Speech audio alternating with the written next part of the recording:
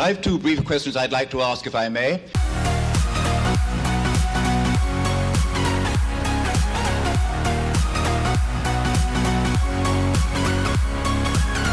Hi, welcome to Left Foot Media. My name is Brendan Malone and you're watching The Daily Question. Today's question of the day: will woke ice cream save the world? Now, the reason I'm asking that question is because last week Ben & Jerry's announced that they're going to save the world with ice cream. They're releasing a brand new politically themed ice cream flavour called Pecan Resist. It's the social justice warrior anti-Trump ice cream. So now you've got something to eat while you're at one of those rallies or while you're screaming in sorrow and agony about the current state of American politics, if you're in that particular group. To be fair, this is the kind of activism that I could really get into. If it's about eating sweet, delicious, desserty treats, then yeah, I can do that. That's a great form of activism. Now, this is not the first time that Ben & Jerry's have done this. They have had other politically themed flavours before. They had one previously called Bernie's Yearning, you might remember, after old Bernie Sanders, and it had, I think from memory, it was mint flavoured, mint chocolate, I can't remember what it was, but it was a mint flavoured ice cream of some kind with a chocolate disc on top that was 1% of the total contents of the package. So you get it? It's that real subtle political commentary about the 1% versus the 99%, which is kind of ironic that you've got a big corporation which has been very successful in the product they sell, which is, I guess, trying to present itself as part of the 99%. It's even more ironic when you come to New Zealand because Ben & Jerry's ice cream here, for a tub that's it's about 485 millilitres, I think, from memory, for a tub of Ben & Jerry's, it costs you 13 New Zealand dollars. Some places I've seen it even more expensive than that, but in a supermarket it's 13 New Zealand dollars for a tub that big. Our Tip Top brand, which is a premier brand of ice cream, you can buy a 2-litre tub of that for just $7.50, and it's often on special. Every other week it's on special for about $5. So effectively, you can buy a premier brand ice cream here for about 38 cents every 100 millilitres, compared to, what is it, $2.89 or something per 100 millilitres to buy the ice cream that's not about the 1%, it's all about the 99%. But anyway, I digress. The interesting thing here is we're seeing more and more of this type of trend. Big corporations who are now acting as if they are some sort of moral guardians in our society and inserting themselves in all sorts of areas into what you might call the social politics, the moral life of our society. It's a thing that interests me for a couple of reasons. One is I find it a little bit troubling. I think I always am very wary where you have an entity which is faceless, like a corporation, which is not personal, despite the fact that persons are involved. It's a faceless thing. It's a big monolith, if you like, which wields a disproportionate amount of power because of the financial control, I guess, or the stake that they have in our societies, who then start to try and dictate public policy. I'm always very wary of that.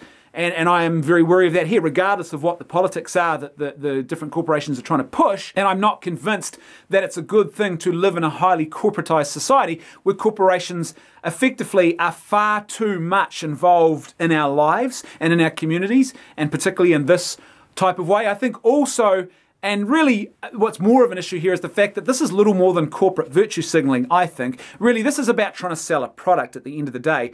It's a very clever piece of marketing because what they've done is they've recognised, hey, here's a demographic. They need to buy ice cream as well, and maybe we can convince them to buy our overpriced ice cream by politicising the ice cream. It's a marketing ploy. And a lot of people will fall for this marketing ploy and they'll think, yeah, this company is virtuous and they're doing Jesus' work in our society, so I should support them. It's not an act of charity. No. You're lining their pockets. You are feeding their bank balance. That's what business is all about. And they've found a very clever way to convince you that you should part with your hard-earned cash and give your ice cream money to them and not another company, which of course lacks the same virtuosity as what they have because they're very politically woke and involved in these sorts of issues. Now, I remember a couple of years ago we had an incident here in New Zealand around this sort of thing where around our Hero Parade, which is the gay parade that happens in New Zealand. And in the lead up to the Hero Parade in Auckland on one particular street, I think it's just on one street, it might be others as well, but there's one particular bank and they take their ATMs and they go all out and they make them very flamboyant looking and they call them gay-TMs. Now, one of these particular ATMs, or a couple of these ATMs on the street, overnight, one night, they were paint bombed. Someone threw pink paint all over the front of them. Now, initially the news media did what the news media is always want to do, and they tried to initially suggest this was a hate crime. Now, was this a hate crime? Who's involved? We don't know the perpetrators yet, but this could be a hate crime. And of course, they interviewed the usual suspects who immediately began to stoke up the fires of hate crime, hate crime. And then a couple of hours later, we discovered something very interesting. It wasn't a hate crime. It was actually a group of gay activists who were saying, hey, stop trying to impose the pink dollar on us. And basically the pink dollar is this idea that you've got these corporations who are basically trying to sucker gay and lesbian people into parting with their hard-earned cash and giving it to them by pretending to be virtuous about gay and lesbian issues. It's like, hey, give us your money, we're gay friendly. And this corporation, this activist group, had thrown pink paint over as a statement of protest. And really that's what's at the heart of this. It is about corporates who are virtue signaling. But it's not just the corporates who are virtue signaling, it's also the people who buy this ice cream and think that somehow this is an act of political activism, or that somehow this is a good and virtuous thing to do that's going to actually change the world. Buying and eating ice cream will not make a lick of difference, no pun intended, to the state of your community, of your society. It just won't. If it was that simple, man, we could save the world really, really easily. But that's now not how this works at all. Imagine this was World War II. Little Timmy goes to his dad, Dad, you know, we're living here in America and I've been reading about the awful oppression of the Jews that's going on in Nazi Germany. What can we do about this, Dad? And Dad turns to little Timmy and he says, son, you know what we can do? We can go to the local Jewish deli and we can buy some of their ice cream and we can eat it. And that's us doing our bit. We're practically part of the resistance. We're just like those guys who are over there who are actively resisting. We're part of the resistance.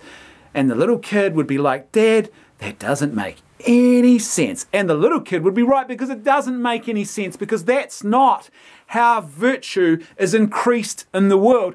Virtue is increased in the world through the practice of virtue, not through the practice of eating ice cream.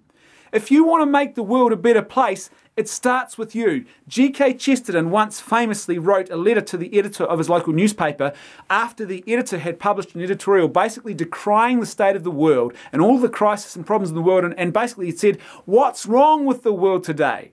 And G.K. Chesterton famously replied to him with a very short letter in which he said, Dear sir, you've asked what's wrong with the world. I am. Yours sincerely, G.K. Chesterton. In other words, the burden to change the world, to make the world a better place, it falls on each of us, and it begins with our own lives. Do we live out and practice virtue in our own life? Because if we do that, we will be outward-focused people. We will care about the world around us, the local community, and we will be giving of ourselves in genuine, tangible acts of self-giving, self-sacrificial love. And those things are the things that change the world, not eating ice cream. This is the most delicious kind of virtue signaling in the world, but it is not making one iota of difference. So if you actually want to change the world and you want to do something effective, you need to ask yourself this really important question. This is something I've been coming to more and more lately, is this realization that the most important question we need to keep asking ourselves, so in order to keep reminding ourselves is this question, how can I love more authentically in this moment? And we need to keep asking ourselves that question over and over and over again. And the answer to that question is going to be different each time, depending on what's going on in that particular moment of our life. It might be putting down our phone and making full eye contact with the person across from us and engaging them with genuine listening and concentration as we're supposed to be conversing with them, not being distracted. That's an act of love that's shown towards that person. It might be a gentle or a kind word to someone who needs that kind word. It might be letting a stranger go ahead of you in a line. It might be encouraging someone not to do something, because sometimes love has to be tough love. But that's the most fundamental way of changing the world, and that's how you resist. If you genuinely believe there is hatred in the world, if you genuinely believe that we need to fight against injustice and oppression, this is how you change the world. Keep asking yourself that question. How can I love more authentically in this moment? And then actually follow through on that by loving more authentically in that moment. Be virtuous. Don't just pretend that you're virtuous by eating a giant tub of ice cream. As per usual, I'd love to hear your thoughts, so please let me know what you think in the comments section below. And if you like the content I'm creating and you'd like to see more of it, then please support me on PayPal or Patreon. There is a link for both in the video description below. That's right, I can hear my theme music too. I'll see you tomorrow on The Daily Question.